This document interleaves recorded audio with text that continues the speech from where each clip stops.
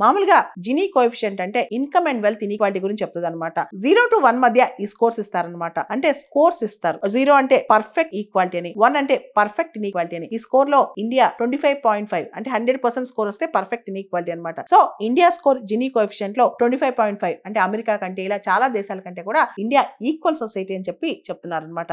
భారతదేశం అనేది ఇప్పుడు మోడరేట్లీ లో కేటగిరీలో ఉంది. ఇన్ఈక్వాలిటీస్ తక్కువ ఉన్నాయనే కేటగిరీలో ఉందన్నమాట. 25 to 30 స్కోర్ ఉన్న వాళ్ళందరూ కూడా మోడరేట్లీ లో కేటగిరీలో ఉంటారు. రీసెంట్ గా వరల్డ్ బ్యాంక్ వాళ్ళు పావర్టీ అండ్ ఈక్విటీ బ్రీఫ్ అని ఒక బ్రీఫ్ ఇచ్చారు. దానిలో 171 మిలియన్ ఇండియన్స్ 2011-2023 మధ్య ఎక్స్ట్రీమ్ పావర్టీ నుంచి బయటకు వచ్చారంట. అంటే భారతదేశంలో రకరకాల ఇంటర్వెన్షన్స్, ఎంజీ నరేగా కావచ్చు, డైరెక్ట్ బెనిఫిట్ ట్రాన్స్ఫర్స్ కావచ్చు, ఉజ్వల యోజన కావచ్చు, ఆయుష్మాన్ భారత్ కావచ్చు, ఇలా డైరెక్ట్ గా ప్రభుత్వం చాలా డైరెక్ట్ లబ్ధి చేకూరుస్తుంది అనమాట. దానివల్ల పేదరికం గణనీయంగా తగ్గిందంట. ఎక్స్ట్రీమ్ పావర్టీ అనేది భారతదేశంలో 2022-23 సంవత్సరానికి దాదాపు కేవలం 2.3% ఉందంట. అయితే ఇక్కడ మనం ఒక కాన్సెప్ట్ తెలుసుకోవాలి. Absolute poverty, relative poverty. Absolute poverty అంటే బేసిక్ నీడ్స్ కూడా ఫుల్ఫిల్ చేసుకోలేని పరిస్థితి. రిలేటివ్ పావర్టీ అంటే ఒక వ్యక్తి $20,000 సంపాదించవచ్చు, ఇంకో వ్యక్తి $2,000 సంపాదించవచ్చు. ఆ గ్యాప్ నే రిలేటివ్ పావర్టీ అంటారనమాట. ఇప్పుడు ప్రపంచంలో చాలా దేశాలు రిలేటివ్ పావర్టీలో ఉన్నాయి. ఉదాహరణకి అమెరికాలో కానీ, యూరోప్ లో, బ్రిటన్, ఫ్రాన్స్ ఈ దేశాల్లో అబ్సల్యూట్ పావర్టీ ఎక్కువ కనిపిస్తుంది, మనకి రిలేటివ్ పావర్టీ కనిపిస్తుంది. కానీ భారతదేశం లాంటి దేశాల్లో, పేదలు ఎక్కువ దేశాల్లో అబ్సల్యూట్ పావర్టీ కూడా కనిపిస్తుంది అనమాట. మనకి ఇన్కమ్ గ్యాప్స్, ఆర్థిక అసమానతలో కాస్త తారతమ్యాలు తగ్గినప్పటికీ కూడా